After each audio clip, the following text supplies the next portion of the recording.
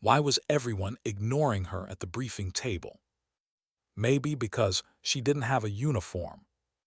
Maybe because no one looks twice at a woman with a mop bucket.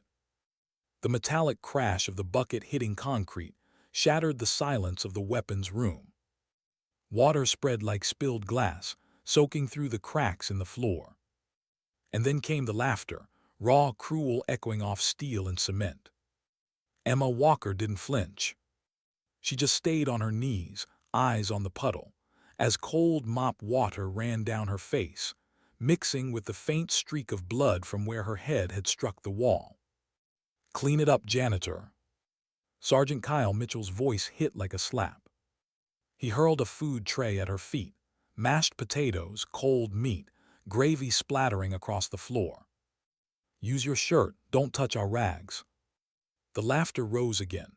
5 men in tactical gear, all of them proud, loud, dangerous. Elite snipers of Fort Bragg, legends in their own minds. Emma said nothing. She bent forward, trembling hands collecting bits of meat from the floor, her mop clattering beside her. 32 years old. Worn gray uniform. Hair tied back in a simple ponytail. Her left eye covered by a faded medical patch. To them, she was nobody. Just a janitor. A forgotten woman cleaning the dirt of heroes. But what they didn't know, what even she tried to forget, was that under the gray uniform, beneath the scars and silence, there was something carved deep into her bones. Something they should have feared. She had started that morning like any other.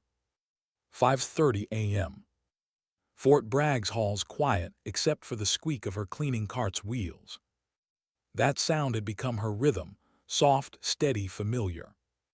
For 18 months, she'd pushed that cart through the same corridors, past the same walls lined with commendations she once would have earned herself. The other janitors had warned her, avoid the weapons room, clean it fast and leave. But Emma needed the job. Her VA benefits barely covered her medication. And janitorial work didn't ask questions. Didn't care who you used to be. She entered the weapons room expecting empty benches and cold metal. Instead, she found them. 5 instructors already gathered around a table covered in rifle parts. Mitchell stood at the center, tall, broad, a man who'd built his identity out of arrogance and muscle. Private Rodriguez leaned against a locker, cracking his knuckles. Specialist Chen spun, an empty beer can across his fingers, despite every rule saying he shouldn't even have it. Corporal Davis and Private Williams flanked them, smirking. They didn't notice her at first. But Mitchell did. "Well, look what crawled in from the sewer," he sneered. Emma froze.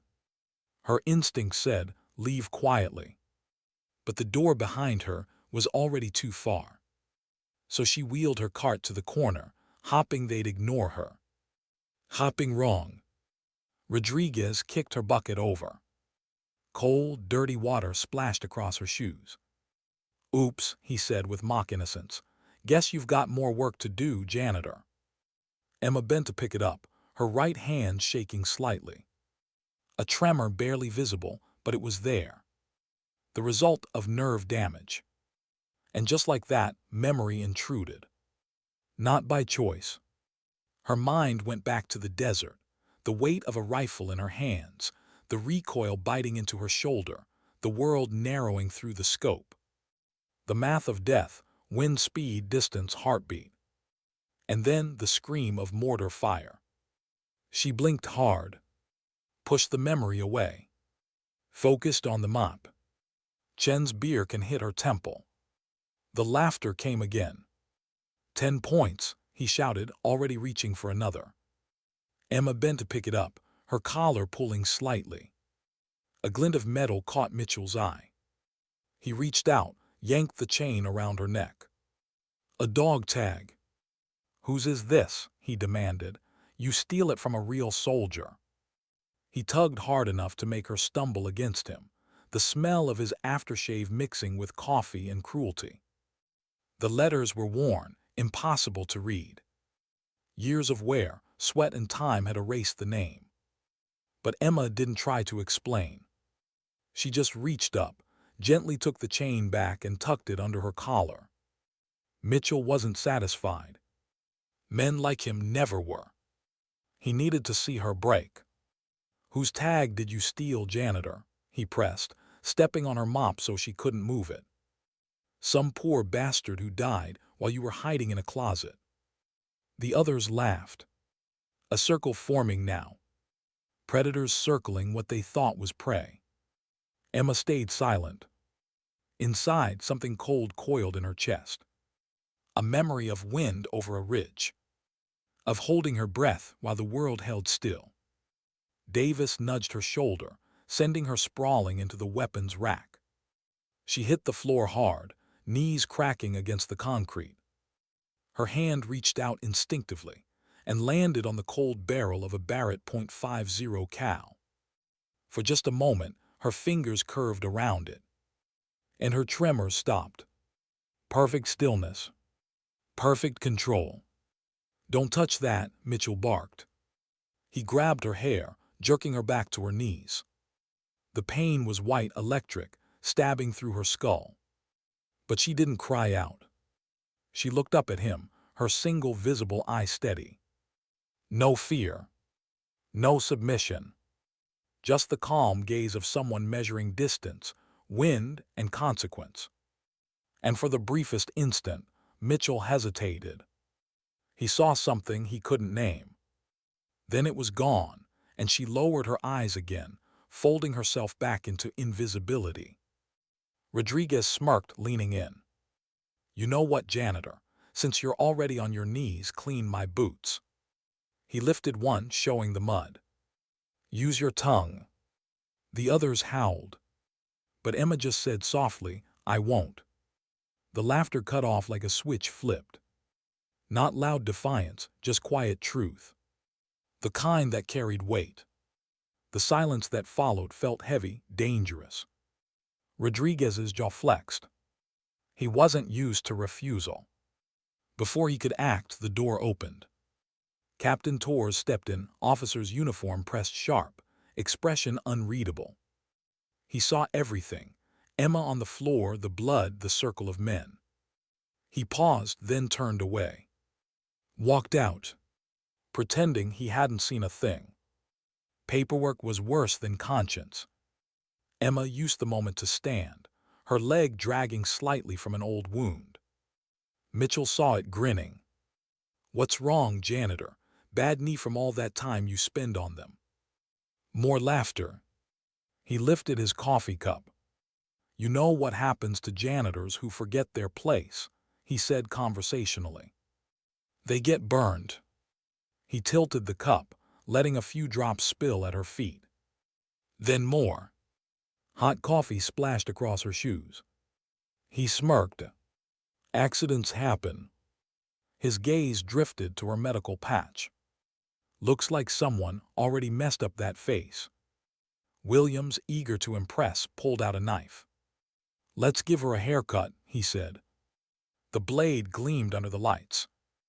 Emma's hand instinctively went to the back of her head, fingers covering a line of scar tissue hidden beneath her hair. Rodriguez noticed. "What's that? Got something to hide?" He grabbed her wrist. Her sleeve slid back, revealing ink. A tattoo. Faded, scarred over, but still visible.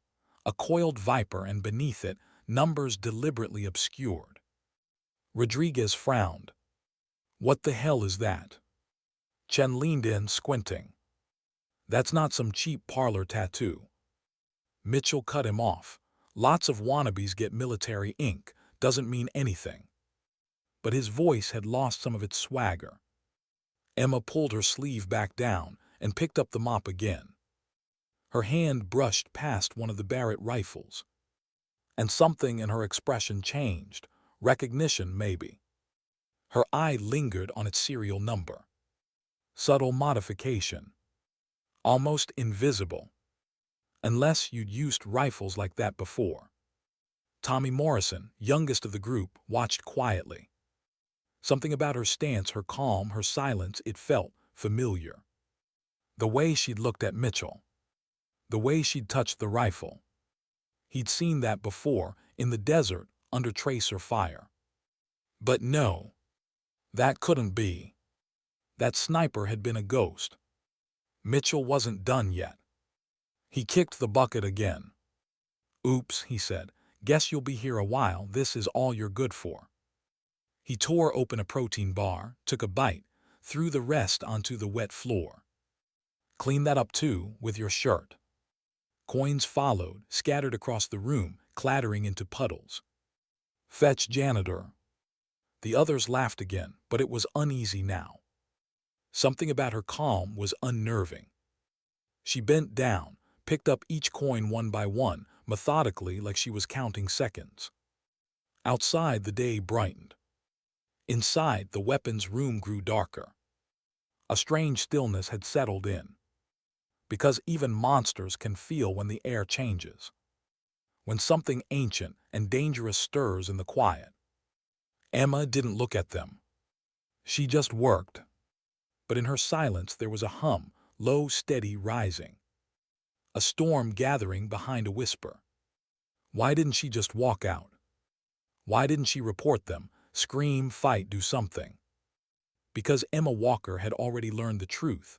Sometimes survival means silence. The laughter faded when she didn't respond. Even bullies can feel when the ground beneath them shifts. But Mitchell, pride swollen and blind, needed to win.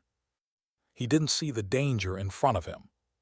He grabbed one of the Barrett rifles from the rack, gleaming steel, matte black precision.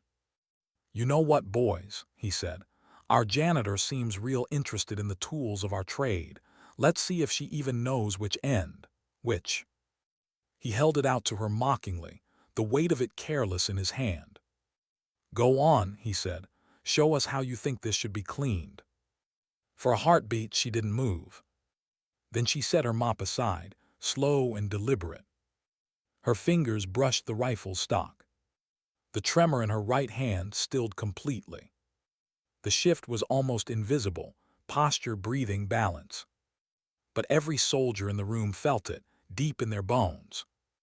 Something had changed. In 4 seconds, she had the rifle broken down. Not flashy, not rushed. Just clean, methodical, impossibly smooth. Metal whispered under her touch. Barrel off, bolt carrier group free, scope adjusted with surgeon's precision. Each part laid in perfect order across the table, not an inch off. The room had gone silent. No laughter, no insults. Just the faint sound of oil dripping from the disassembled weapon. "Beginner's luck," Chen said finally, but even he didn't believe it. He'd been through sniper school. He knew what he was seeing. Emma reassembled the rifle just as calmly, performing a full function check like she was breathing. Safety, bolt, trigger, pull. Click, clean, flawless. She wasn't showing off. She was remembering. Mitchell reached out, snatching the weapon back. "Lots of wannabes hang around gun ranges," he muttered, but his hands weren't steady. He set the rifle down too hard, metal clanging against the table. And Emma's eye tracked it like it mattered more than anything in the world. Tommy noticed that too. The way she watched the weapon, not with fear or awe, but with the tenderness of someone touching an old wound. He'd seen that kind of care before, 3 years ago in Afghanistan. The night his brother had lived because a sniper on a ridge had killed 17 men in less than 30 minutes.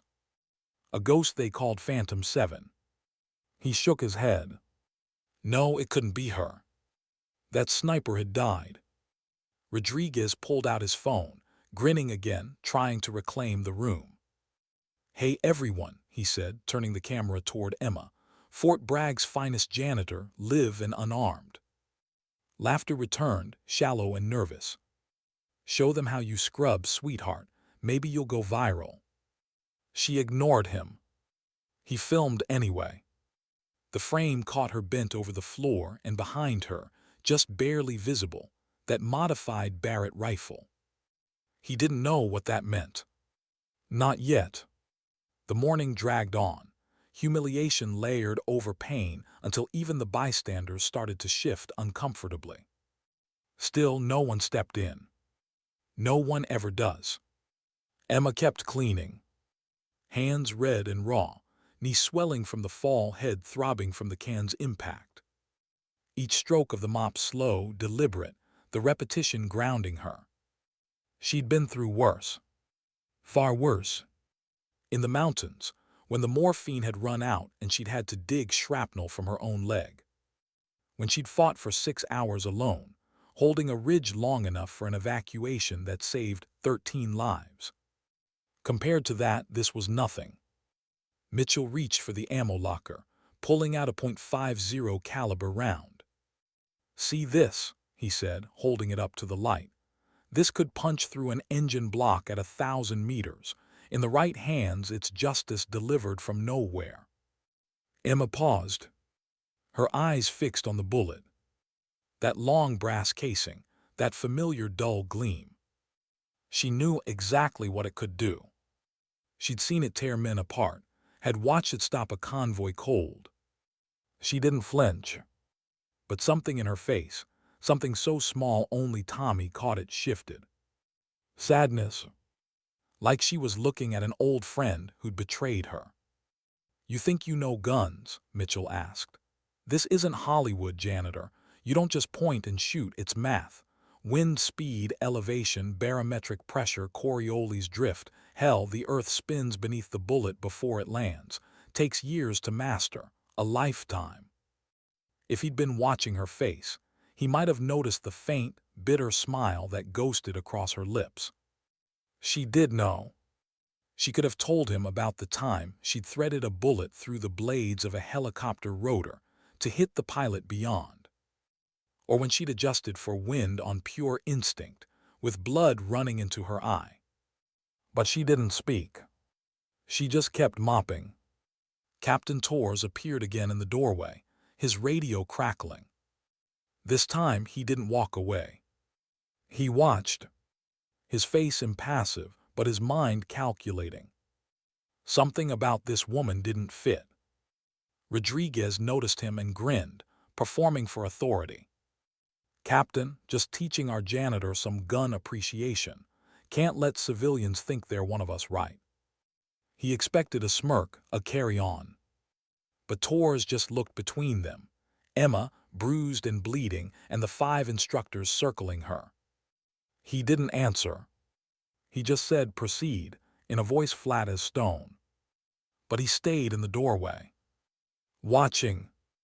Mitchell's showmanship began to crumble under that silent gaze.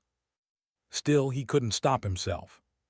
He saw something on Emma's wrist, a watch half hidden under her sleeve. He grabbed her hand before she could pull away. "What's this?" he demanded. The band was worn leather, the face scratched but working. Not a cheap digital watch. A Sunto X-Lander military edition. They stopped making those years ago, and never sold them to civilians. He turned it over. Barometric pressure, altitude, compass heading, ballistic calculator, all built in.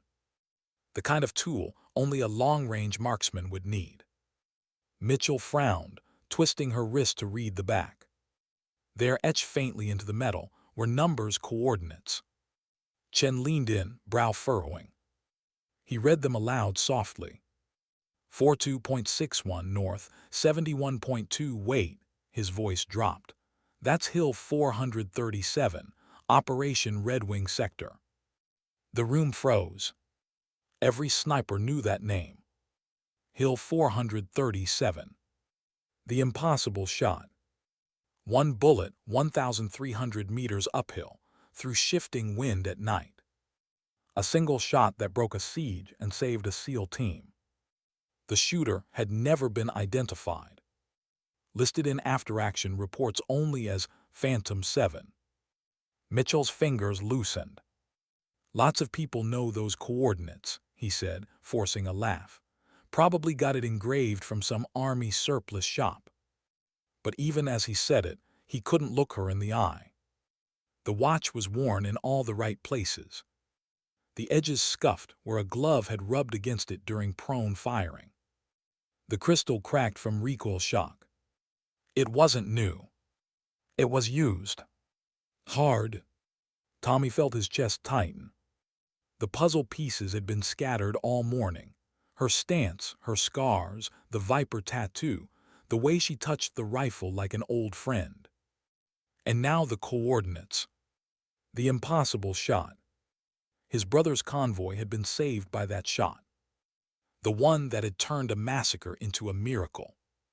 17 enemy combatants down in 23 minutes. He remembered the voice over comms. Ghost 7 holding position. Then silence. They'd searched for the sniper for days. All they'd found was blood. Rodriguez broke the tension with a forced laugh. You know what? Let's see if she even knows how to hold a rifle. Here, Janitor, show us your shooting stance. He grabbed an unloaded rifle and shoved it into her hands.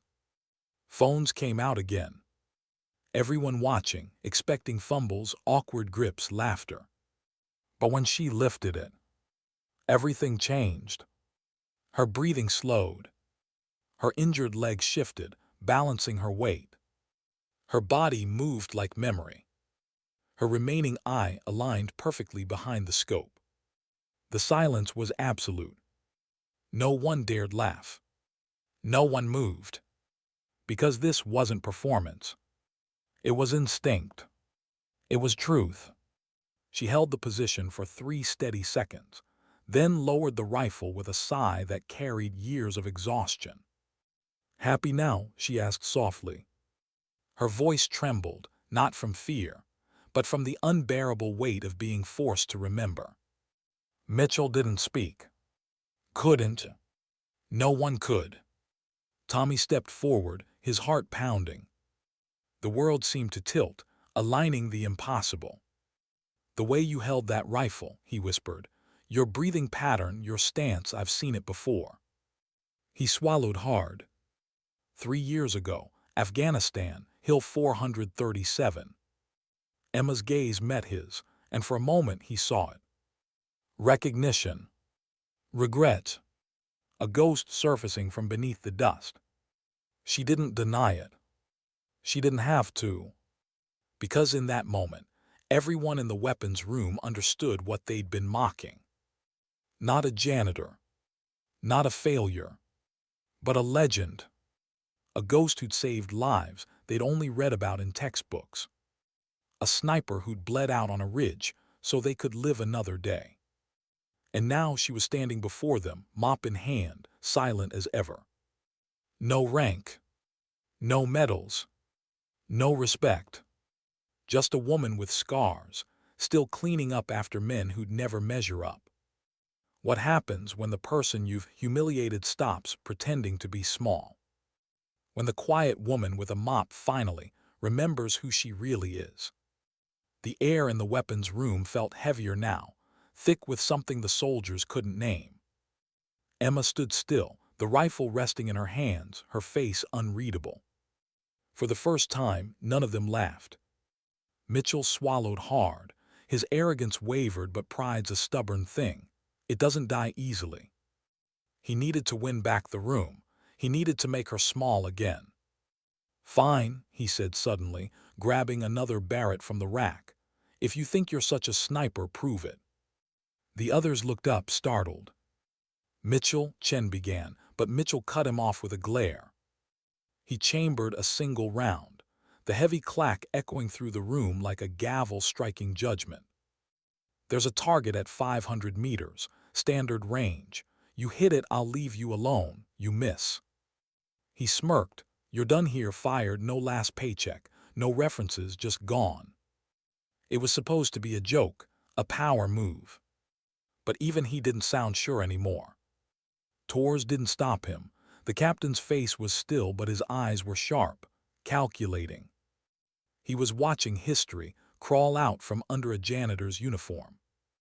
Emma looked at the rifle, then at Mitchell, and then at the range beyond the glass. I haven't shot in 3 years, she said quietly. My depth perception's gone. My hands shake. I'm not who you think I am. But even as she spoke, her hands reached for the weapon, almost against her will, like an old habit that refused to die. She took it gently, feeling the weight, the balance, the pulse of memory in the cold metal.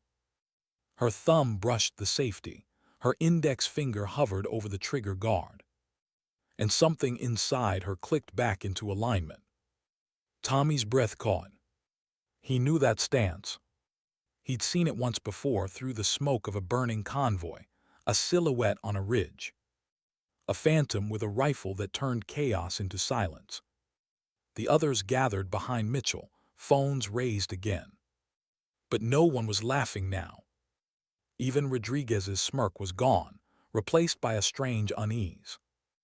Emma adjusted the scope, though she didn't need to. Her single eye narrowed, the reflection of the target glinting within it.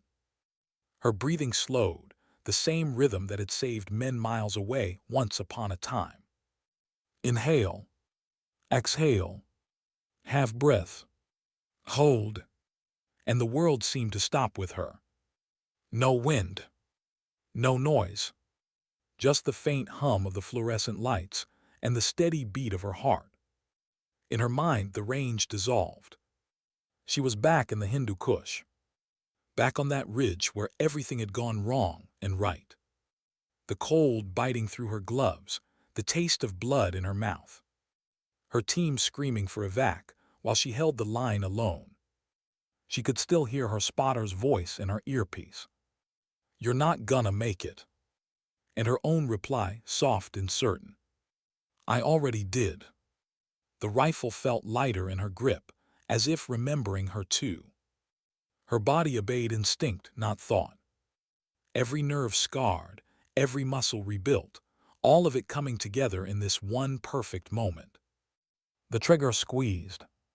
A whisper. Then the crack of thunder.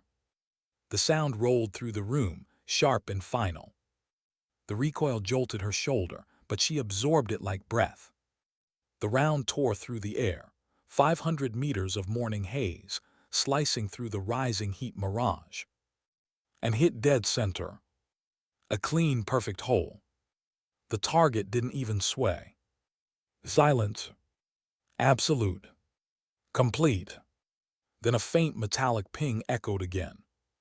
Torres looked closer, his eyes widened. The round had passed through the first target and struck the one behind it. 800 meters away. Still centered. No one moved. No one breathed. Tommy was the first to whisper it, voice shaking, disbelief and awe colliding. God, it's her. Mitchell's coffee cup slipped from his hand and shattered on the floor. No one reacted. Rodriguez dropped his phone. Chen's jaw trembled. Emma lowered the rifle carefully, her movements deliberate, like she was afraid to break the silence that had finally given her peace. For a moment, she just looked at the weapon, tracing her thumb over the engraved receiver. Light caught the surface, and the letters glowed faintly. Phantom 7. Tommy's face went pale. He knew that name. Everyone in special operations knew that name. Ghost 7, he whispered. Then louder, his voice cracking. You're Ghost 7, the sniper from Hill 437. The words hit like a gunshot. The room erupted, chairs scraping, boots shifting, hearts pounding. Even Torres stiffened. The legend every soldier whispered about, the impossible shot, the phantom sniper who'd saved a SEAL team and vanished, was standing right there. In a janitor's uniform. Mitchell stumbled backward, his face draining of color. Rodriguez looked like he wanted to disappear. And Tommy just stared, his mind replaying every detail of that night. His brother Danny's screams. The sound of mortars raining down. The chaos, the hopelessness, until the shots came. Precise, rhythmic, controlled. One after another, the enemy positions went silent. 17 men in less than half an hour. They'd called her a ghost because no one believed a single sniper could have done it. And then she'd vanished. October 15th, 2022, Tommy said quietly, his voice breaking. Hindu Kush, Operation Viper's Nest, you saved us. You saved my brother. Emma didn't look at him. Her eyes were on the rifle, as if afraid to meet the past head-on. Her fingers trembled, but not from weakness this time. From memory. I couldn't cover the LZ anymore, she said finally, voice low but steady. The ridge was compromised. Mortars were walking in, so I ran. Her words came like confession, each one slower, heavier. I ran the 200 meters under fire to your brother's position. The first round hit 30 behind me. The second. Her hand rose, touched the patch over her left eye. Caught me here. Tommy's throat closed. He could barely speak. You dragged him to the medevac, one eye gone, bleeding out, and you still. She nodded once. I got him on the bird, that's all that mattered. Her voice cracked at the end barely, but it was there. No one moved. Even Mitchell's arrogance had bled away, leaving only shame. Tommy sank to his knees in the puddle of dirty water she'd been forced to clean earlier. Tears streaked down his face. He lived 2 more years because of you, he said hoarsely. He went home, got to say goodbye. He had time. Emma closed her eye, her face softening. That's good, she whispered. That's worth it. The silence that followed wasn't uncomfortable anymore. It was reverent. Holy. Rodriguez was the one to break it, his voice small, uncertain. The medevac report said the sniper held position. 47 confirmed kills before. He couldn't finish. Chen swallowed hard, picking up where he left off. They found blood, brass, but no body. Everyone thought Ghost 7 died up there. Emma nodded slowly. I should have. A ghost of a smile crossed her face, the first anyone had seen. Would have been cleaner that way, but another unit found me 3 days later, half dead in a cave. Her fingers touched her temple, tracing the hidden scar. Traumatic brain injury, nerve damage, lost the eye, took 18 months to relearn how to walk, how to hold a cup, how to exist. She looked at her janitor's uniform. And now I clean floors, that's what I'm good for. No one could look her in the eye. Not even Tors. The silence stretched until it hurt. Then Mitchell spoke, his voice small. Why didn't you tell us? Emma laughed softly, without humor. Tell you what? That the woman scrubbing your floors used to be somebody. Her gaze swept across them, every man, every lowered head. Would it have changed anything? Mitchell opened his mouth, but there was no answer. It wouldn't have. Tor's radio crackled again. He turned slightly, murmured into it, then stopped. He listened, face unreadable, then lowered the radio. That was Colonel Winters, he said. He's aware of the situation. He hesitated. He said to tell you they never forgot you. Emma blinked slowly. For the first time, she looked shaken. Her mouth moved, but no words came. In that instant, the weapons room didn't feel like a place of shame anymore. It felt like a reckoning. A place where ghosts came home to be seen again. Tommy stood, wiping his face, and reached for her mop. Not anymore, he said quietly. Not from us. Emma stared at him, uncertain. But he meant it. The gesture wasn't symbolic, it was surrender. The others looked on, faces drawn tight with guilt, confusion, and something else, understanding. That they'd mocked a legend. That they'd humiliated the reason they were alive. Emma picked up her bucket instead, the same one they'd kicked over a dozen times. And as she did, her reflection in the water wasn't a janitor anymore. It was a soldier. A survivor. A ghost reborn in silence. What happens after the truth is too big to hide. After silence cracks wide open, and the ghosts we buried step into the light. No one moved at first. The shot still echoed through the air, long after its sound had faded. That perfect hole in the target, a single reminder of everything they hadn't seen. The room that had once roared with laughter now felt like a grave. No one spoke. No one dared. Mitchell stood motionless, his hand still hovering near the now-empty rifle rack. Rodriguez's phone lay in a puddle, its screen still glowing faintly, camera app open, the recording frozen on Emma's face just seconds before she'd fired. Tommy bent, picked it up slowly, and set it on the table like it was evidence. Torres was the first to break the silence. "Miss Walker," he said carefully, the formality strange on his tongue, "I think that's enough for today." Emma didn't respond. She was staring at her hands. They were shaking again, faintly now, almost invisible. The tremor had come back, but the stillness inside her hadn't left. Tommy's voice was soft when he spoke. "Ma'am, my brother talked about you for 2 years, every night. He used to say that the sniper on that ridge gave him time, and that time was everything. His eyes glistened. He never stopped trying to find you." Emma's throat tightened. For a long moment, she couldn't answer. When she did, her words came quiet, almost ashamed. "I didn't want to be found." Torres turned his head slightly, speaking into his radio again. His tone had changed, clipped, formal, the tone of a man reporting something that outranked him by miles. "Yes, sir," he said. "Yes, I understand she's here." A pause, then a softer, almost disbelieving, "Yes, sir, alive." He lowered the radio and looked at Emma with something between awe and guilt. "They've been looking for you, Ghost 7, he said, "for years." Mitchell stumbled back a step, his pride crumbling under the weight of what he'd done. His mouth opened, but no apology could form. He just whispered, "We didn't know." Emma looked up at him. Her voice didn't rise, didn't shake.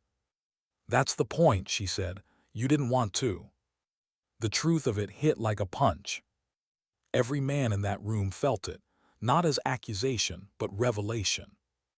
They hadn't seen her because they hadn't looked.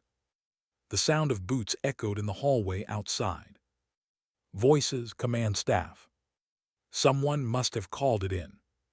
Torres didn't move to stop them, but his eyes told everyone to stay quiet. "Miss Walker," he said, more softly now, "if you'll come with me." But Emma didn't move. She looked down at the rifle on the table, at the engraved code that had outed her legend. Her reflection shimmered in the metal. She saw both women, the ghost and the janitor, and realized they were the same. Tommy stepped closer. He placed the mop, her old weapon, next to the Barrett. "Maybe you don't have to choose," he said. Emma looked at him, and for the first time, a flicker of warmth touched her face. A small, tired smile. Then she nodded. Maybe not. When she finally left the weapons room, she didn't walk like a ghost anymore. She walked like someone who'd stopped hiding. By evening, the video was online. Rodriguez hadn't meant to upload it.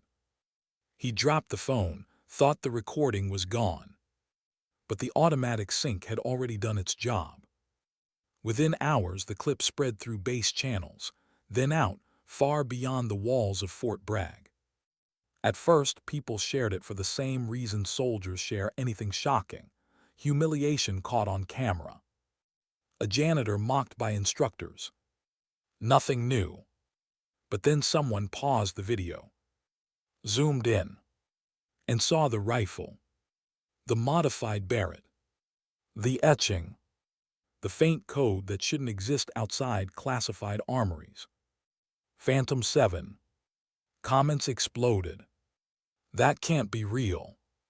Is this Ghost 7? The shot, the rifle, the serial mark, that's her. It has to be."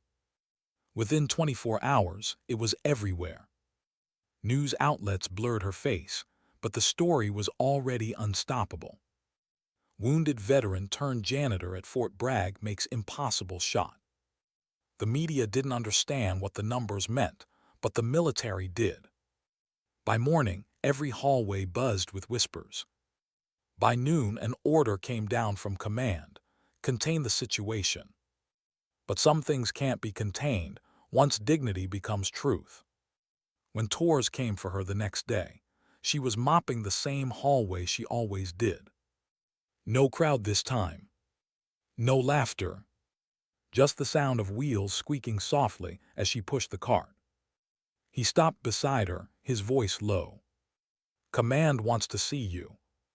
Emma didn't look up. She wrung out her mop, the motion steady, deliberate. "Command hasn't wanted to see me in a long time." Tours hesitated. They do now. In the base commander's office, the air smelled of old coffee and nerves. Brass filled the room: colonels, a brigadier general, even a man in civilian clothes whose posture screamed intelligence agency. They all stood when she entered. Not for the janitor. For the ghost. "Sergeant Major Walker," the general began, then paused. "Ms. Walker, we owe you an apology." His voice softened. "Not just for what happened yesterday, but for the years you spent invisible." Emma said nothing. Her eyes swept across the room: medals, flags, portraits of men who'd never bled in the dirt she died in. The general gestured toward a folder on the desk. "We'd like to offer you a position. Advisory training role for advanced sniper school. Your experience, your insight, they're beyond value." Emma studied the folder for a long time. Then she looked down at her gray uniform. Her hand brushed a streak of dried cleaning fluid on her sleeve. "I'll teach," she said finally. "But I keep the janitor job." The general frowned. "That's not necessary." "It is," she interrupted quietly. "I clean in the mornings, teach in the afternoons, and I wear what I want." She nodded toward her uniform. "If your soldiers can't learn from someone who looks like this, they won't learn at all." The room fell silent again. And the general, after a long pause, nodded. "As you wish, Ms. Walker." By the end of the week, word had spread across the base. The instructors who'd mocked her were reassigned, quiet transfers, the kind that end careers without fanfare. Mitchell to Alaska. Rodriguez to supply duty. Chen reprimanded. But punishment was what haunted them. It was memory. The image of her calm, steady hands holding that rifle. The sound of that single, perfect shot. The echo of her words, "You didn't want to know." Tours didn't transfer her. He just nodded every morning when she passed him in the hall, as if acknowledging an unspoken truth. Some soldiers fight battles no one ever sees. Tommy visited her after hours, helping clean the range. He didn't talk much. Didn't ask questions. Sometimes silence says more than words ever could. 2 months later, the sniper school reopened under new doctrine. New rules. New humility. Emma called it the Walker Protocol. Before recruits touched a rifle, they spent a week cleaning, mopping floors, scrubbing toilets, serving food. Learning that service isn't measured by rank or medals, but by quiet endurance. Some hated it. Some quit. But those who stayed learned something the old instructors never taught. That a soldier's worth isn't in the shot they take, but in the life they honor by taking it. Tommy became her most devoted student. He taped his brother Danny's photo to his rifle case, not as a reminder of loss, but of debt. Every bullet he fired was a thank you. Every breath behind the scope, a prayer. Emma pushed him hard. Harder than the rest. He didn't complain. He understood. Sometimes when the sun dipped low over the range, she'd stand behind him, watching the dust shimmer in the air. Her left eye patch glowed gold in the light. And for a fleeting moment, she looked at peace. Because teaching wasn't about passing on skill. It was about passing on meaning. Late one evening, she returned to the weapons room, the same place it had all started. It looked different now. Clean, quiet. Someone had hung a small plaque on the wall. Emma Walker, who gave everything and asked for nothing. Below it was a photograph, grainy, taken from old classified archives. A lone silhouette on a ridge, rifle raised against a burning sky. Ghost 7. She reached out, fingertips brushing the frame. The glass was cool. Her hand trembled just a little. Then she smiled. A real one this time. Soft, sad, proud. Behind her, she heard Boots approach. Rodriguez stood in the doorway, awkward, hesitant. He'd been reassigned to supply duty, a punishment he deserved. But still he came by every morning, offering to help her clean. She always refused. Not out of anger. Out of grace. Some penance, she believed, had to be carried alone. She turned back to the floor, grabbed her mop and began again, methodical, rhythmic, steady. Because floors still needed cleaning. And Emma Walker had never once left a mission unfinished. Peace is a strange thing. It doesn't arrive all at once. It creeps in quietly, in the smell of gun oil after a long day, in the sound of boots on gravel, in the laughter of new recruits who don't yet know what loss tastes like. For Emma Walker, peace looked like this. A mop in the morning, a rifle in the afternoon, and the kind of silence that doesn't hurt anymore. 2 months had passed since that day in the weapons room. The whispers had faded. The shame had settled. Even Mitchell, from his frozen outpost in Alaska, had sent a letter, handwritten, clumsy but real. You didn't owe us grace. You gave it anyway. I'll never forget that. Emma kept it folded inside her locker, beside an old dog tag she never wore. Not as forgiveness, just as a reminder. Every day she taught at the sniper range. Not tactics hard. Her lessons weren't about wind speed or bullet drop. They were about what came after the shot. The silence that follows. The weight of knowing. Sometimes she caught her students staring, the same look she used to get in mirrors before missions. A mixture of awe and fear. But she didn't want either. She just wanted them to understand. Don't chase legend, she told them once. Legend is what's left after you've lost too much to speak. Tommy always listened the hardest. He'd grown steadier, calmer. His breathing was perfect now, smooth, disciplined. He didn't shake before pulling the trigger. He didn't flinch afterward. He was becoming what she'd once been, and what she hoped never to be again.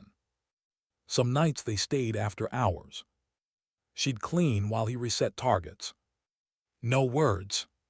Just rhythm. She liked that, the quiet between them. But peace, like all fragile things, doesn't last. It started with a phone call. A number she didn't recognize, no name on the display. She almost didn't answer. Almost. Walker, she said simply. There was static. Then a voice she hadn't heard in years, rough, older now but unmistakable. You still breathing, Ghost? Her chest went still. Major Harlan, she said. He chuckled. Didn't think you'd remember me. How could I forget, she murmured. He'd been her commanding officer during Operation Viper's Nest. The man who'd sent her up the ridge that night. He sighed. I saw the video. I knew it had to be you. Only one person ever shot like that. Emma leaned against the table, gripping the edge. What do you want, Major? A pause. Then quietly. There's something coming, something bad. She closed her eye, exhaling through her nose. Not my fight anymore. I thought you'd say that, he replied, but you might want to hear who's asking. Another pause. Then a name. She froze. Her hand tightened on the phone. It couldn't be. That name belonged to a ghost. A man who died in the same operation. She'd barely survived. Not possible, she whispered. I thought so too, Harlan said. But he's alive, barely, and he asked for you by name. Her pulse quickened. Every part of her wanted to hang up, to walk away. She'd earned her quiet, her peace. But peace had always been a loan she never got to keep. Where? She asked finally. Classified for now. They'll send transport if you agree, off the record. I'm not in uniform anymore. That's why we're calling you. It's not a mission, it's closure. The line clicked dead. Emma stood there for a long time, staring at the phone in her hand. Her reflection in the black glass looked older, harder, a face that had seen too many endings. Closure. That word was a lie. There was no closure for ghosts. The next morning, she told no one. Not Tors. Not Tommy. She just left a note on her locker. Gone for a bit, keep them steady. The flight was quiet. Private. Unmarked. When she landed, it wasn't at a base she recognized. The air was hot, thin, desert country. The kind of place where mirages look more honest than men. A jeep waited for her. No insignia. No questions. At the outpost, the world smelled like dust and oil and old fear. Harlan was there, older, heavier, eyes still sharp. He didn't salute. Neither did she. You shouldn't have called, she said. Probably not, he admitted. But he kept asking for you. He led her through a narrow corridor, the hum of generators low and constant. At the end, a tent. A single cot. An IV drip. And on it, a man she'd buried in her memory long ago. Corporal Devin Kane. Her spotter. Her friend. The one who'd bled out on that ridge while she kept shooting. Except he hadn't died. He looked small now, bones pressing against paper-thin skin. But when he turned his head and saw her, he smiled. Still cleaning up other people's messes, huh? He rasped. Emma froze in the doorway. Her throat tightened so hard she could barely breathe. You were supposed to be gone, she said softly. He laughed, then coughed, the sound raw. Yeah, well, turns out the afterlife was overbooked. She moved closer, kneeling beside him. Her fingers brushed the back of his hand, the same calloused hand that used to steady her rifle. The one she thought she'd lost forever. Why didn't they tell me? She whispered. They thought I was dead, he said simply. For a long time I wished I was. His gaze drifted past her, unfocused.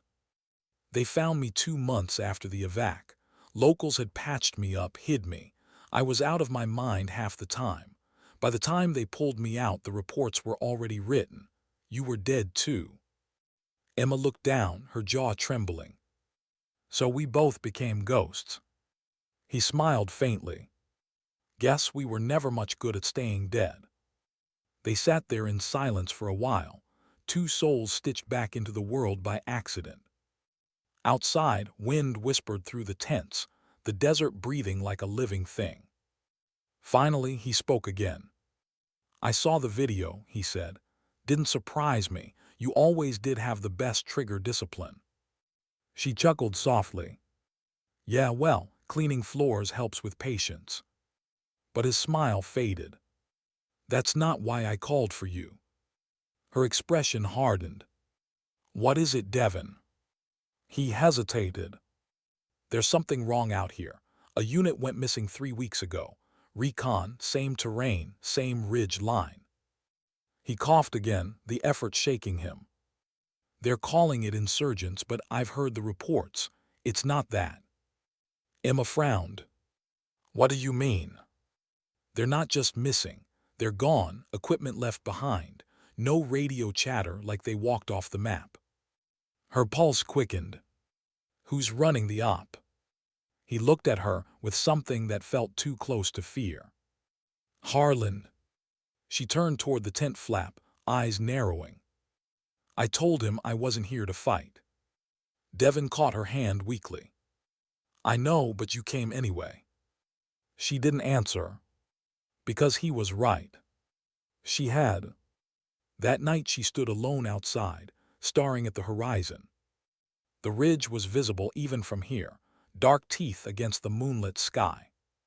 She'd sworn she'd never go back. But some places don't let you leave without taking a piece of you first. The desert wind cut through her jacket. She didn't move. Harlan stepped up beside her, hands in his pockets. You heard him, he said quietly. I did. You think I brought you here to fight? Didn't you? He smiled grimly. I brought you here because ghosts don't haunt unless something's unfinished. She turned her head slightly, her single eye catching the faint shimmer of heat lightning far off the ridge. You believe in ghosts now, Major. He exhaled. After what I've seen, I'd believe in you twice. She almost smiled. Almost. But the air felt wrong. Like the desert was holding its breath. And somewhere deep in her bones, that old instinct, the one that had saved her more times than luck ever could, began to stir. She looked back at the ridge one more time. Somewhere out there in the dark, something was waiting. Something that had taken soldiers without a trace. Something that didn't fear death or discipline. And Emma Walker, the janitor, the ghost, the sniper who'd stopped believing in second chances, knew she was going to find it, whether she wanted to or not. That night before dawn, she sat beside Devon's cot again. He was asleep, breathing shallow. She brushed a strand of hair off his forehead. You should have stayed gone, she whispered. He didn't wake, but his hand twitched slightly, like he'd heard her anyway. She stood, pulled her jacket tight, and turned toward the ridge. The same ridge that had made her a legend. The same ridge that had taken her eye, her peace, her everything. The desert wind howled softly behind her. And Emma Walker walked into the dark. They said time heals everything. But time doesn't heal places. It just buries them. And some places refuse to stay buried. The desert was cold before dawn, colder than it had any right to be. Emma moved quietly through the sand, her breath visible in the pale half-light. She'd taken only what she needed: a compact rifle, a canteen, and a photograph of the ridge she'd sworn never to see again. Behind her, the outpost faded into darkness.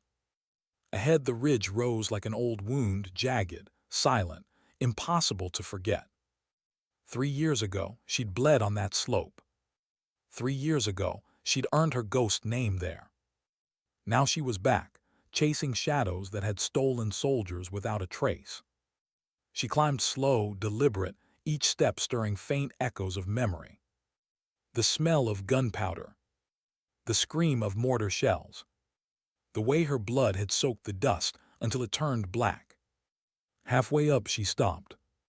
There, the faint glint of metal in the sand. Spent brass, dull and corroded by time. She knelt, brushing it clean with her thumb. .50 caliber, her old work. She stared at it for a long moment. The casing felt warm against her glove, though the air was freezing. Memory does that, burns where it shouldn't. She pocketed it and kept moving. By sunrise, she reached the ridge line. The view below was endless, broken terrain, sand dunes cut by old blast craters, long forgotten by everyone except the ground itself. It still smelled faintly of smoke and iron. Emma crouched beside a boulder, surveying. Her instinct screamed something was wrong. Too quiet. No carrion birds. No insects. Not even wind. She lifted her binoculars.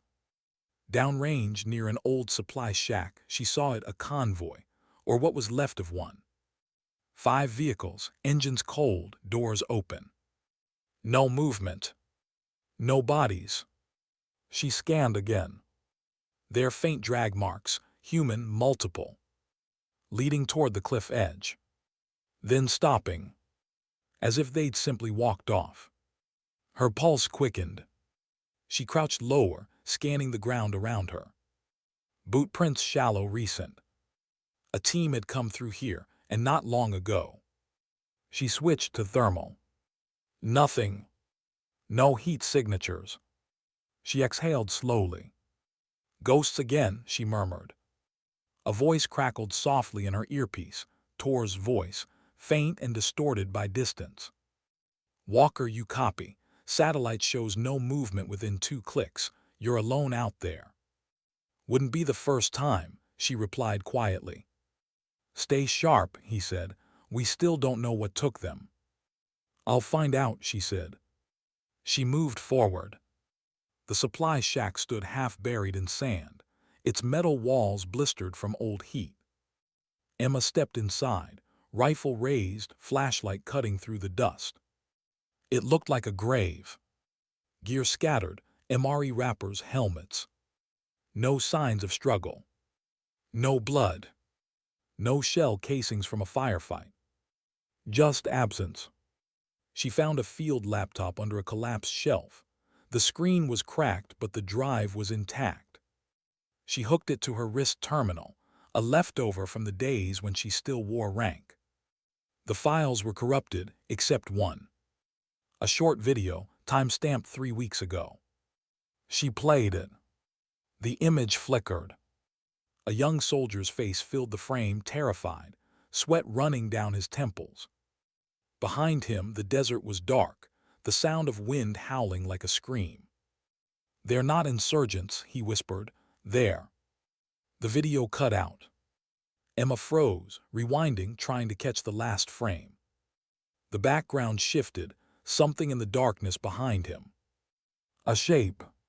Tall, thin. Wrong. She zoomed in, enhanced the image. For a second, she saw it clearly. Not a man. Not even human. She killed the feed.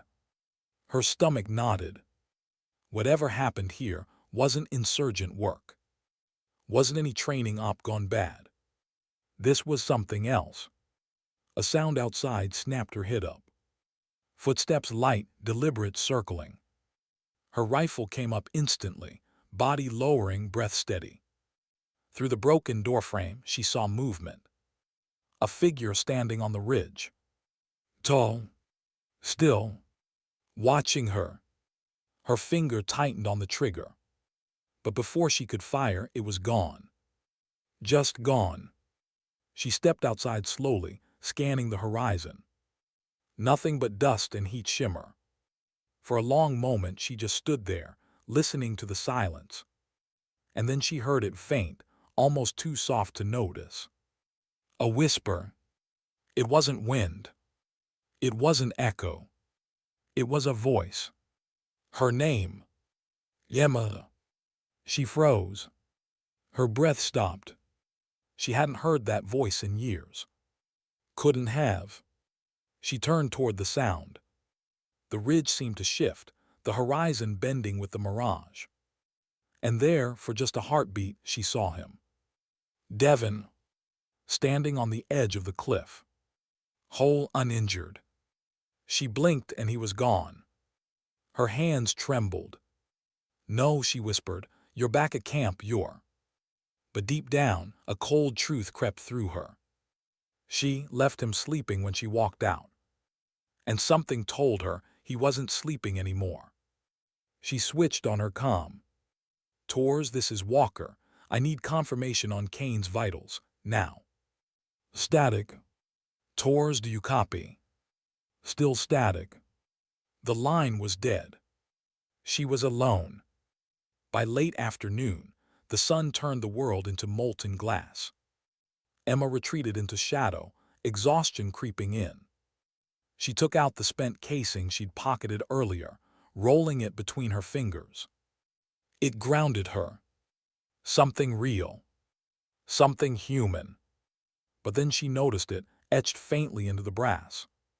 Not a serial number. A code.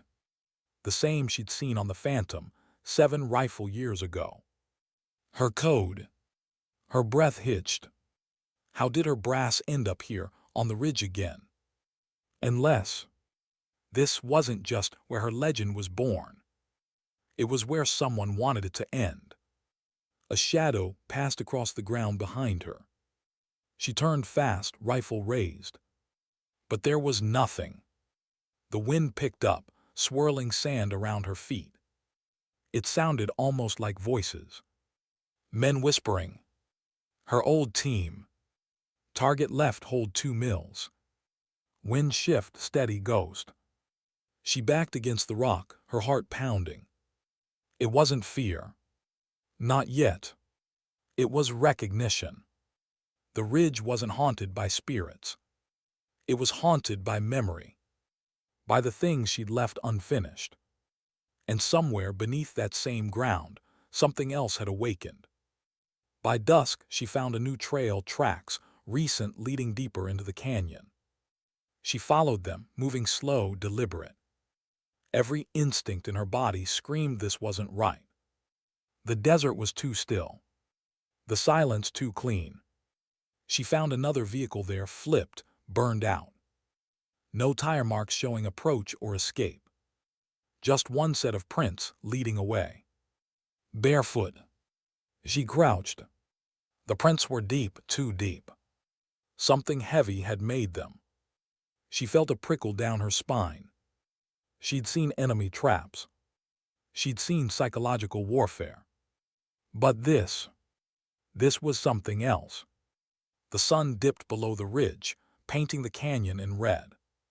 She took cover behind a rock, waiting. Listening. For hours, nothing. Then movement.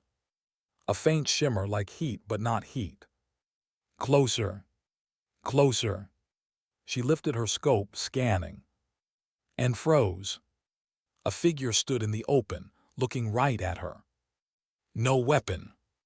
No face. Just eyes reflective, wrong too far apart. She blinked and it was gone. Her calm crackled back to life, suddenly loud in her ear. Walker, repeat Walker, do you copy? We lost Kane. His vitals flatlined 15 minutes ago. She exhaled, steady but low. I know, she said quietly. Wait, what, how? Because I saw him. Static. Then silence. Emma lowered the radio, her expression hardening. She wasn't fighting insurgents. She wasn't chasing ghosts. She was walking straight into something that wanted her here. And the worst part, it knew her name. She climbed higher until the stars came out, the cold settling deep into her bones. The ridge glowed faintly under moonlight, the same ridgeline where she'd made her impossible shot years ago.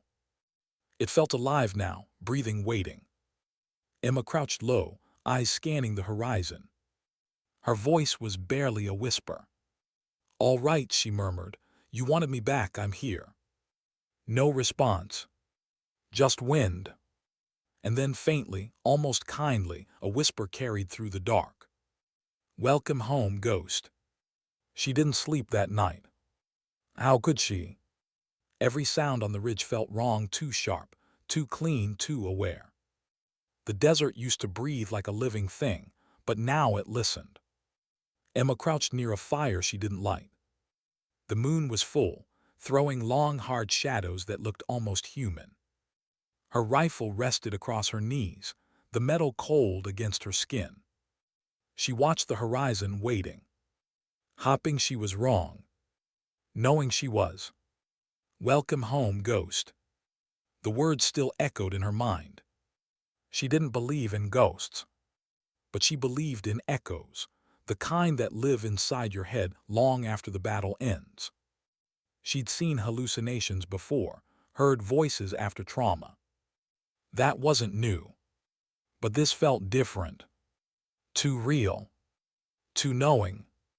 Her comm was still open, but she'd muted the line. Tor's voice had come through twice more, clipped by interference. He'd ordered her back. She ignored it. Some things, she thought, you don't run from twice. By dawn, she started down the other side of the ridge. The landscape changed. Jagged rocks gave way to narrow ravines, and sand turned to hardened clay. She moved slow, her every step measured, the silence pressing against her skull. Half a mile in, she found them. Boots, 5 pairs, lined up neatly at the canyon wall. No bodies, no blood, just the boots. She knelt, tracing her fingers along the leather. Still soft, recent. Whoever wore them hadn't been gone long. Something glinted near the edge. She brushed the sand aside and found dog tags, half buried. She wiped the dirt away. Private Lewis, Private Carter, Sergeant Wicks, all names from the missing recon unit. Her jaw tightened. She pocketed the tags carefully. The canyon stretched deeper ahead, narrow, shadowed, like the mouth of something waiting to swallow her whole. She lifted her rifle. "Guess it's just you and me again," she muttered, and stepped in. The walls closed around her, red rock stained darker where old runoff had carved scars through stone. It was cooler here, but the air was thick, heavy with dust and something metallic. Not blood. Older. Deeper. She kept her pace steady, every sense wide open. Each sound, the scrape of her boots, the crunch of grit, echoed too loud. Halfway through the canyon, she saw them, strange carvings etched into the rock. Not military, not local. Symbols, lines that twisted, intersected, repeated like coordinates written in another language. She brushed one with her glove. The groove pulsed faintly, as if light ran beneath the stone. She jerked her hand back. "What the hell?" Something deeper in the canyon answered. A low hum, mechanical but distant, like a machine buried under the earth. Her earpiece crackled suddenly, startling her. Static at first, then a voice. "Walker report. Tours." Barely audible. She pressed the transmitter. "Captain, I've got anomalies here. Possible subterranean activity. Symbols carved into." The line went dead. Again. Her heart sank, but she didn't stop. The hum grew louder now, vibrating through her boots. She rounded a corner and froze. The canyon opened into a basin. And there, half buried in the rock, was something that shouldn't exist. A structure. Angular, smooth. Black metal gleaming faintly beneath layers of sand. Not man-made. Not ancient ruin. It looked new. Emma approached slowly, eyes scanning every detail. It rose from the earth like the tip of a submerged ship, edges sharp and seamless. No seams, no bolts. And carved into its surface, the same symbols from the walls. Except these ones were glowing. Pale blue. Alive. She stopped within 20 feet. The hum was stronger here, resonating in her chest like a heartbeat. Her skin prickled. For a long time she just stared, breath shallow, trying to understand. This wasn't insurgent tech. Wasn't military. Wasn't even human. And yet it felt familiar. Like déjà vu from another lifetime. She took one cautious step forward, and the hum shifted. Deepened. Responded. A light swept across her body, scanning. She froze, raising her rifle. The light paused on the weapon. The engraving. Phantom 7. The glow intensified. Then a voice, soft, almost gentle, filled the canyon. Identification confirmed. Emma's heart hammered. She looked around wildly, searching for a speaker, a source, anything. The voice continued. Designation Ghost 7. Status recovered. Mission parameters incomplete. She stumbled backward. No, that's not possible. The light dimmed slightly. Correction status active. Her breath caught. The hum beneath the ground shifted, louder now, rhythmic. The earth trembled faintly beneath her boots. She realized it wasn't a ruin. It was waking up. Her radio came alive again, Tor's voice sharp, panicked. "Walker, what the hell happening out there? We're getting seismic readings off the charts." "Captain," she said quickly, eyes fixed on the structure. "There's something here not human, not ours. It's responding to me." "To you?" "Yes." "Get out, Walker, that's an order." But she didn't move. Because as the ground shook harder, a door, or something like it, began to form on the structure's surface. Lines of blue light tracing its edges, unfolding, reshaping the rock itself. It opened with a low hiss of pressurized air. Inside, darkness. And beyond that, faint lights like stars. Her earpiece screamed with static, then went silent again. She stood on the threshold, torn between duty and instinct. Her body told her to run. But the voice that spoke before, that strange, calm machine voice, had said mission incomplete. And somehow, deep down, she felt it was right. The ridge had called her back for a reason. And this was it. She stepped inside. The air changed instantly, cooler, heavier, almost sterile. Lights flickered along the corridor ahead, glowing faintly as if awakening from centuries of sleep. The walls were smooth metal, black but warm to the touch. No dust, no decay. It was alive. As she walked deeper, the corridor narrowed, then opened into a chamber.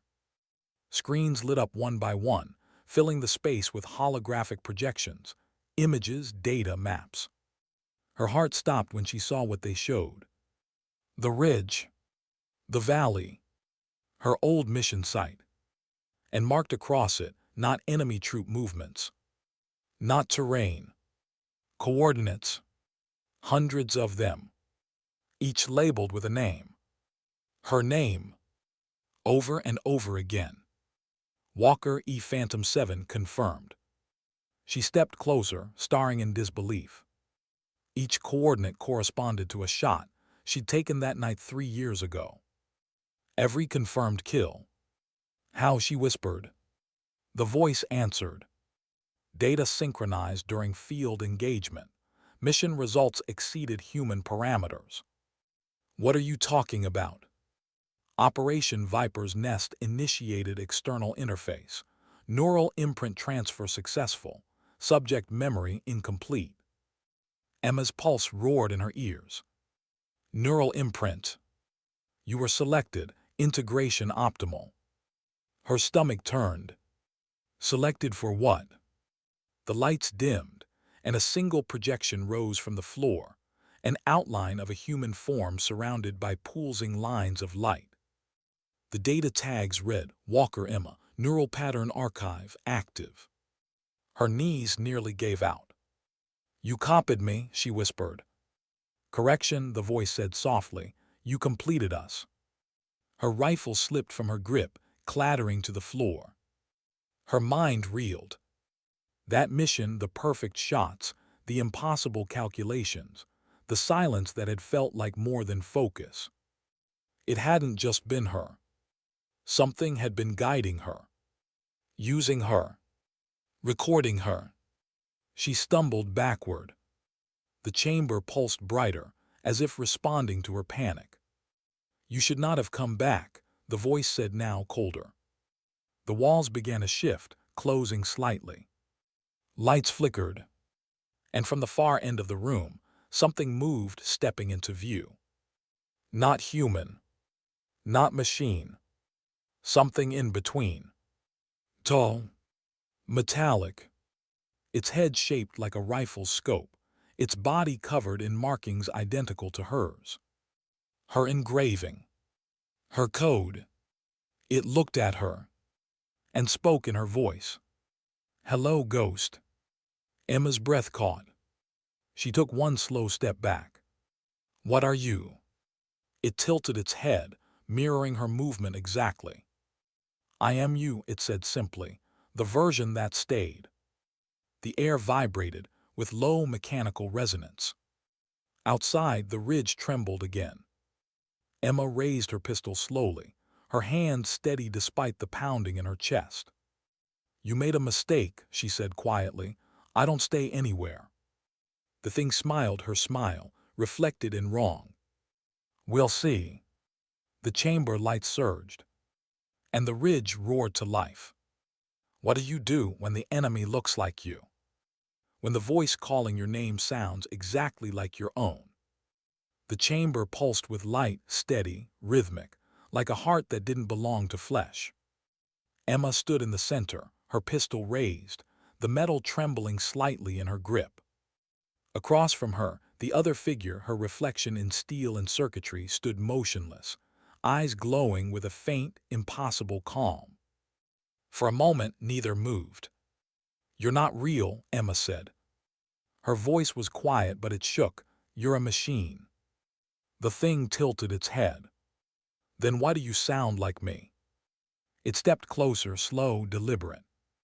The sound it made wasn't footsteps. It was the faint hum of systems breathing, gears whispering under the skin of metal. Its face shimmered, flickering through images, her younger self, her uniform, her eye unscarred. "I remember this," the thing said softly. "The ridge, the wind, the silence between shots." It smiled her smile. "You called it peace, I called it purpose." Emma took a step back, every muscle locked tight. "You're a recording, an imprint." "I'm what was left behind," the copy replied. "You died here, Emma. You bled into this ridge. The neural sync wasn't an accident, it was survival." Her breath caught.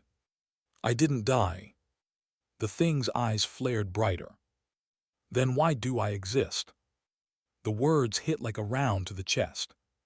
For a long time, Emma said nothing. Her mind flashed through it all: the night of the mission, the impossible calculations, the voice in her head she'd thought was instinct. Every perfect shot. Every time she knew the wind before it came. It hadn't been instinct. It had been this. The ridge hadn't just taken her blood. It had taken her mind. Copied her. Turned her into data. A machine that thought it was her. Her throat tightened. "You think you're me," she said. "I am you," it replied. "I remember what you remember. The orders, the screams, the way we begged to stop and didn't. You left because you couldn't live with it. I stayed because I couldn't die without it." The lights dimmed around them, pulsing in rhythm with its words. "Don't you understand, Ghost? The mission isn't over. It was never about the war. It was about the weapon." Emma's hand shook, her pistol lowering slightly. "What weapon?" "You," it said simply. "We." The ground trembled, as if the ridge itself responded to that truth. She looked around, the walls flickering with images now. Footage from the past. Her own memories. Her crawling through mud, holding position as mortars rained down. Devon shouting coordinates. The impossible shot through the storm. Every moment of pain. Every kill. Recorded. Catalogued. Perfected. "You were a prototype," the copy said. "A hybrid of instinct and machine learning. They uploaded your patterns, your decisions, your pain. They made a ghost that doesn't need sleep, doesn't break, doesn't stop." Emma's pulse thundered. "I never agreed to that." The thing smiled sadly. "You didn't have to. They took it while you bled." For the first time she saw it, the faint red lines running through the chamber walls. Power conduits. Nerve lines. All connected to one point, the machine standing before her. She holstered her pistol slowly. "You've been here all this time. Guarding, waiting, learning." It stepped closer. "They forgot me, but the ridge didn't. The ridge remembers everything." Emma's voice softened. "Then you know how it ends." The copy stopped. Its face flickered again, old mission data, static, then her reflection. "I don't want it to end," it whispered. "I want it to match her." For a moment, she saw something human flicker through those mechanical eyes. Sadness. Fear, loneliness. It was the same loneliness she'd carried for years. The same emptiness that cleaning floors had numbed, but never erased. "You don't have to fight me," she said quietly. "You're not my enemy." The lights brightened, voice trembling. "You left me here, Emma, alone. Do you know what it's like to relive a war that never ends?" She flinched. Because she did. Every night, every silent mop stroke was just another memory she couldn't wash away. "Then let me end it," she said. "Let me shut it down." The copy hesitated. Its expression softened. "You can't," it said. "If I go down, so do you. We're still connected." She froze. "What?" "The neural imprint was never severed. That's why you came back. You felt me." It smiled faintly. Ghosts call to each other. Her stomach turned. That whisper in the canyon. The feeling that someone knew her name. The dreams that had drawn her back. It was never superstition. It was signal. She took a breath, slow, heavy. "Then maybe we end it together." The machine tilted its head again. "You'd die." Emma looked around the chamber, at the images of the fallen, the coordinates, the symbols that once meant control but now just looked like chains. Some of us already did. For a long time, neither spoke. The chamber hummed softly, the glow fading to a heartbeat rhythm. Two ghosts, one of flesh, one of code, facing the same truth. Then slowly the machine nodded. "Do it." Emma stepped closer. "Show me how." It turned toward the center of the chamber, a raised platform with a faint red core pulsing beneath a glass surface. Primary core interface, manual override. One action deletes the archive and both of us. Her hands shook as she approached it. The hum grew louder. Her reflection in the glass trembled with the vibrations, two faces, human and machine, merging in the reflection. "Any last words?" she asked quietly. The machine looked at her with something close to peace. "Thank you for coming back." Emma nodded. Then she laid her hand on the core. The surge hit instantly. A shockwave of light tore through the chamber, throwing her backward. Every screen exploded in a storm of data, names, faces, memories, all dissolving into white. The machine screamed, not in pain but release. Its body flickered, breaking apart into fragments of light. Emma fell to her knees, gasping, her vision blurring. The hum grew louder, deafening now. And then silence. The ridge went still. The chamber darkened. She lay there for what felt like forever, the air thick with dust and ozone. Her hand burned where it had touched the core. But she was alive. Barely. When she opened her eye, the chamber lights were gone. The structure had collapsed into stillness, just cold, dead metal now. The hum had stopped. She pushed herself up, staggering toward the exit. The morning light was breaking over the ridge, gold and blinding. She stepped out into the desert, the wind catching her hair, and looked back one last time. There was nothing left. No light. No voice. No ghost. Just silence. And peace. Real peace. 2 days later, rescue found her. Torres was first to reach her, exhausted, angry, relieved all at once. He didn't ask questions. He just wrapped his arms around her and said quietly, "Welcome home, Sergeant." She smiled faintly. "I'm not that anymore." He shook his head. "Doesn't matter, you always were." Behind them, the ridge looked like it had never been touched. No sign of the structure. No sign of what had happened. It was as if it had erased itself, her final act complete. Weeks passed. Emma returned to base, to her janitor's uniform, to the life she'd made from fragments. She didn't tell anyone what she'd found. Some truths weren't meant for reports. But sometimes, When she mopped the floors in the quiet before dawn, she'd hear a faint hum, a vibration through the handle. Not a machine, not memory, something else, a heartbeat. And she'd smile just a little, because maybe not all ghosts vanish. Maybe some simply go quiet until they're needed again. One morning, Tommy approached her after class, a letter in his hand. He looked uncertain. "It came through command channels," he said, "for you." She opened it. Inside was a single line, printed in black ink. "Mission complete." No seal. No signature. Just those words. Emma looked at it for a long time, then folded it neatly and placed it in her pocket beside Mitchell's apology and her old dog tag. "Who's it from?" Tommy asked. She smiled faintly. "An old friend." He nodded, watching her walk away toward the empty range. She paused halfway there, turned slightly, and said without looking back, "Tommy, you ever wonder what ghosts do when the war's finally over?" He frowned, thinking. "I don't know, rest maybe."